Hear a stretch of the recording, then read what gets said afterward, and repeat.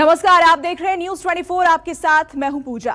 UP की सियासत में रैलियों का रेला चल रहा है। रविवार को रैलियों की राजनीति की दो बड़ी पिक्चर नजर आई। एक पिक्चर में प्रधानमंत्री मोदी थे और दूसरी पिक्चर में अखिलेश यादव। प्रधानमंत्री मेरठ में थे और वहीं से पूरे यूपी को राजनीति का महीन संदेश दे रहे थे, तो अखिलेश यादव लखनऊ में यूपी के सबसे वीआईपी तबके को साधने की कोशिश में थे। सियासत के बिग पिक्चर की पूरी डिटेल इस रिपोर्ट से समझिए।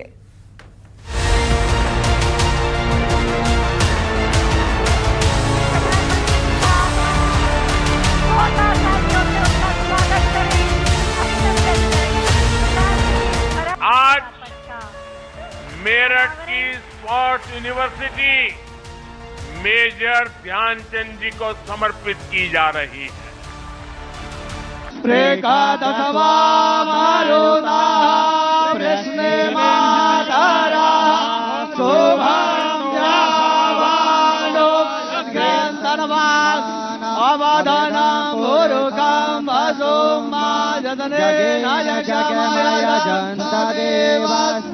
भगवान परशुराम के मंदिर में जाकर के भगवान परशुराम के दर्शन करने के लिए मुझे बुलाया गया है।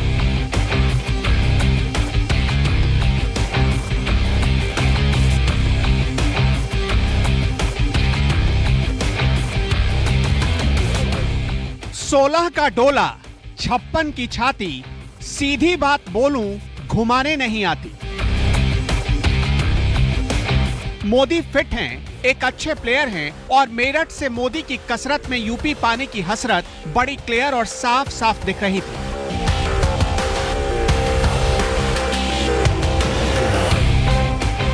सियासत के सुपर संडे का यह जबरदस्त पॉलिटिकल एक्शन था, जिसकी चर्चा पूरे चुनाव होती रहेगी। जब जब चर्चा होगी फिट इंडिया की, तब तब इस तस्वीर की चर्चा होगी।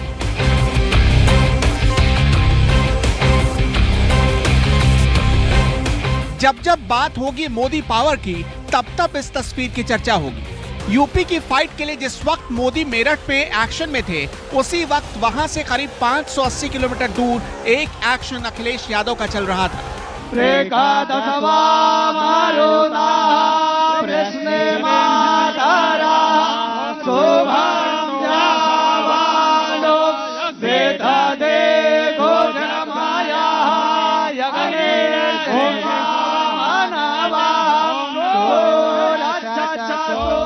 एक्शन के बाद अब बारी डायलॉग की थी और मेरठ से लेकर लखनऊ तक सिर्फ 2-3 शब्दों की चर्चा बहुत तेज थी। पहला स्पोर्ट्स, दूसरा मेजर ध्यानचंद, तीसरा किसान और चौथा ब्राह्मण। मोदी से लेकर अखिलेश तक सबके भाषण के केंद्र में मंत्र मारने वाला ब्राह्मण था, मंत्री और मुख्यमंत्री बनाने वाला किसान था और साथ ही खेल से सियासी खेल बनाने और बिगाड़ने वाला युवा। देश के सबसे बड़े खेल पुरस्कार का नाम दद्दा के नाम पर कर दिया।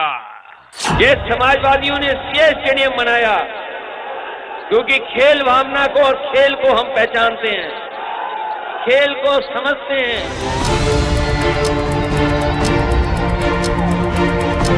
प्रधानमंत्री मेरठ में थे। मेरठ यानी जाट लैंड, यानी गन्ना बेल्ट, यानी किसान बेल्ट, जिस किसान बेल्ट में बीजेपी किसान आंदोलन के बाद से कमजोर मानी जाने लगी थी। जब उसी किसान बेल्ट में प्रधानमंत्री मोदी रैली करने पहुंचे तो भीड़ कुछ इस कदर उमड़ी थी।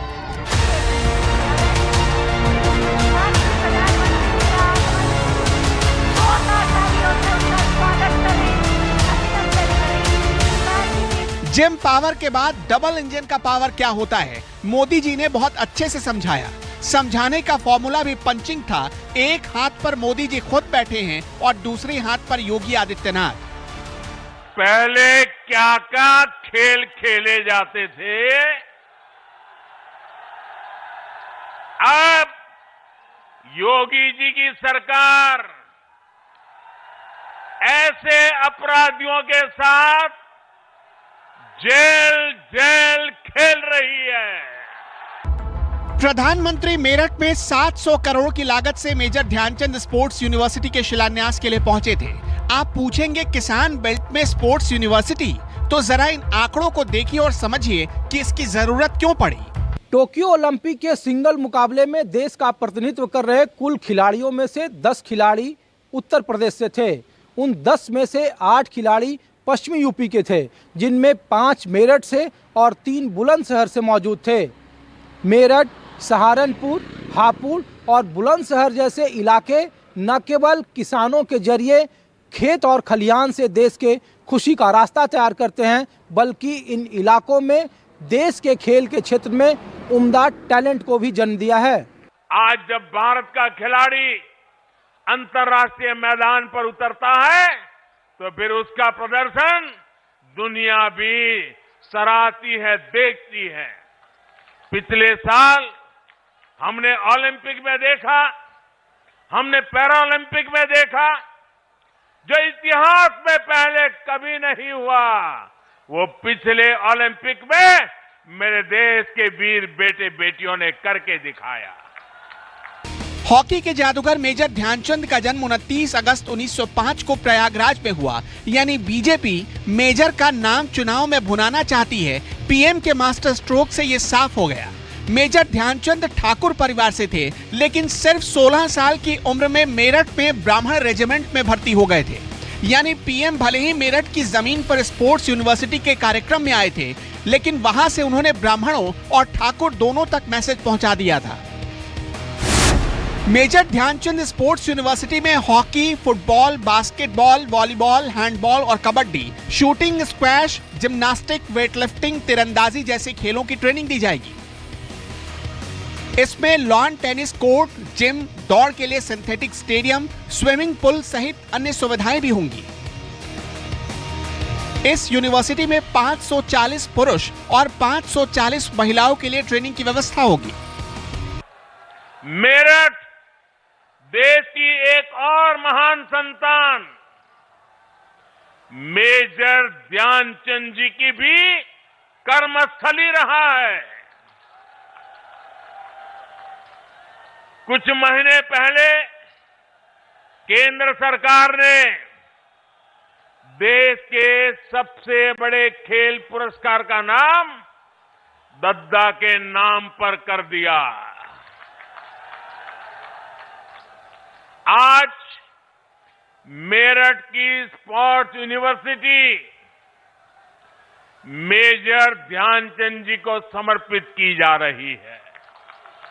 पीएम मोदी का मेरठ दौरा 1857 की क्रांति की जन्मस्थली औघड़नाथ मंदिर और शहीद स्मारक में क्रांतिकारियों को नमन करने के साथ शुरू हुआ। मेरठ क्रांति की जमीन रही, यानी इस कार्यक्रम के जरिए प्रधानमंत्री ने शहीदों के परिवारों तक पहुंचने की कोशिश की।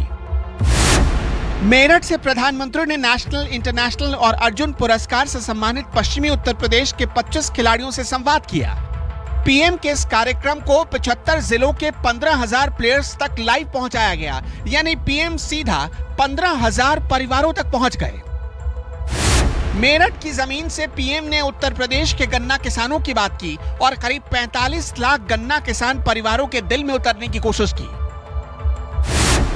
मेरठ जाकर प्रधानमंत्री ने पश्चिमी यूपी की 126 सीटों पर बीजेपी के नेताओं कार्यकर्ताओं के मन में बैठे किंतु परंतु वाले डर के बैरियर को तोड़ने की कोशिश की है। इस क्षेत्र के ज्यादातर युवा ग्रामीण इलाकों में रहते हैं। ग्रामीण अर्थव्यवस्था को मजबूत बनाने के लिए हमारी सरकार निरंतर काम कर रही है। प्रधानमंत्री किसान सम्मान निधि के माध्यम से कल ही यूपी के लाखों किसानों के बैंक खातों में करोड़ों रुपए ट्रांसफर किए गए हैं। पूरे उत्तर प्रदेश में करीब 2 करोड़ 24 लाख से ज्यादा किसान हैं, यानी 10 करोड़ से ज्यादा लोग किसान परिवार से आते हैं और पश्चिमी यूपी से निकलने वाले प्लेयर्स इन्हीं किसान परिवारों से ताल्लुक रखते हैं। ऐसे परिवारों को साधने के लिए पीएम ने एक तीर चलाई, लेकिन काम 2-2 बन गए। इसी मेरठ से 580 किलोमीटर दूर पूर्वांचल एक्सप्रेसवे के किनारे भगवान परशुराम की 108 फीट ऊंची मूर्ति की पूजा कर रहे थे अखिलेश यादव। समाजवादी पार्टी की रैलियों में इस तरीके का नजारा इससे पहले नहीं देखा गया होगा। आज लखनऊ में विजय यात्रा निकाली जा रही है और अखिलेश यादव समाजवादी पार्टी के मुखिया भगवान परशुराम के दर्शन पूजन के लिए आए हुए हैं यहाँ पे। और आप ये देखेंगे कि सामने पूजा पाठ किया जा रहा है और भगवान परशुराम की मूर्ति आप देख रहे हैं हमारे ठीक सामने, और वहां पर अखिलेश यादव अपनी पार्टी के कुछ खास नेताओं के साथ वहां पर भगवान परशुराम की पूजा अर्चना कर रहे हैं। और इसी पूजा के साथ 10वें चरण की विजय यात्रा का आगाज हो रहा था। पर एक यदुवंशी होकर अखिलेश यादव ब्राह्मण देवता की शरण में क्यों गए? एक तरफ अखिलेश यादव भगवान परशुराम के अस्त्र वर्षे का यहाँ पर अनावरण कर रहे हैं, भगवान परशुराम की पूजा की गई, एक तरीके से ब्राह्मण समाज में बड़ी दावेदारी। और दूसरी तरफ हमारे साथ समाजवादी पार्टी के ब्राह्मण नेता और पूर्व मंत्री अभिषेक मिश्रा मौजूद है। ये जो आयोजन हो रहा है, ब्राह्मण वोटों पे दावेदारी कितनी मजबूत हुई? देखिए, समाजवादी पार्टी ने हमेशा सबको, हर वर्ग को सम्मान दिया, इज्जत दी, ताकत दी, और खासकर ब्राह्मणों को, चाहे माननीय मातम शाह जी को स्पीकर बनाने की बात हो या प्रोफेसर अभिषेक मिश्रा जैसे लोगों को IIM अहमदाबाद की नौकरी से ला करके कैबिनेट तक पहुंचाने की बात हो, समाजवादियों ने हमेशा विश्वास किया है, हमेशा आगे बढ़ाया है। इस बार भी पूरा उत्तर प्रदेश का ब्राह्मण समाज पूरी ताकत से, पूरी शिद्दत से माननीय अखिलेश यादव जी को आशीर्वाद देगा और बहुमत की सरकार बनेगी। हिंदू धर्म में परशुराम को भगवान विष्णु का अवतार माना गया है। यूपी में ब्राह्मण वोट बैंक करीब 11% है। पूर्वांचल से लेकर अवध और रुहेलखंड तक की कई सीटों पर ब्राह्मण वोट बैंक निर्णायक भूमिका में रहता है। 90 के दशक से पहले तक यूपी की सत्ता की बागडोर ब्राह्मणों के हाथों में रहा करती थी, लेकिन मंडल की राजनीति हावी होने के बाद ब्राह्मण सिर्फ वोट बैंक बनकर रह गया। लेकिन 2017 के बाद यूपी सरकार और बीजेपी पर ये आरोप लगने लगे कि उन्होंने ब्राह्मणों को नजरअंदाज किया और उन्हें हाशिए पर डाल दिया। शायद इसी का फायदा उठा करके अखिलेश यादव ब्राह्मणों को अपने पक्ष में लाने की कोशिश कर रहे हैं। समाजवादी पार्टी के मुखिया अखिलेश यादव ने आज पूर्वांचल एक्सप्रेसवे से सटे हुए महुरा कला गांव में स्थापित भगवान परशुराम के मंदिर के न केवल दर्शन पूजन किए, बल्कि विशाल का ये फरसा आप देख रहे हैं जो भगवान परशुराम का अस्त्र है, इसका आज अनावरण भी किया। बड़ी संख्या में आपको यहाँ पर ब्राह्मण समाज के लोग नजर आ रहे हैं। बहुत मजबूत दावेदारी भी अखिलेश यादव कर रहे हैं कि ब्राह्मण समाज उनके साथ जाएगा। आप किसको आशीर्वाद दे रहे हैं? आशीर्वाद तो सभी को है। हम ब्राह्मण हैं और अभी पंडित जी ने बताया जो ब्राह्मण की सेवा करेगा वही यूपी पर नहीं पूरे भारत पर राज करेगा। चलिए, तो ब्राह्मण का आशीर्वाद जिसके साथ होगा वही यूपी पे राज करेगा है। जी बिल्कुल, ये आज से नहीं पिछले कई वर्षों से चला आ रहा है। जिस तरफ ब्राह्मण झुक गए वही सत्ता में आ जाएगा, उसी कुर्सी मिलती है। आशीर्वाद सभी के साथ रहेगा, जो विकास करेगा, जो भ्रष्टाचार खत्म करेगा उसको लाएंगे। 2012 के उत्तर प्रदेश के विधानसभा चुनाव में मुलायम सिंह यादव ने ब्रजभूषण तिवारी और जनेश्वर मिश्र जैसे ब्राह्मण नेताओं को साथ कर अपना जलवा दिखाया। 403 विधानसभा में से 225 पर समाजवादी पार्टी की जीत में 21 ब्राह्मण चेहरे विधानसभा में सपा के टिकट पर चुनाव जीत कर आए। 22 में 22 किल का नारा बुलंद हो, लिहाजा समाजवादी पार्टी के मुखिया अखिलेश यादव भी उसी आजमाए फार्मूले को फिर से आजमाने की कोशिश कर रहे हैं। फिलहाल रुकेंगे एक छोटे से ब्रेक के लिए। आप देखते रहिए News 24।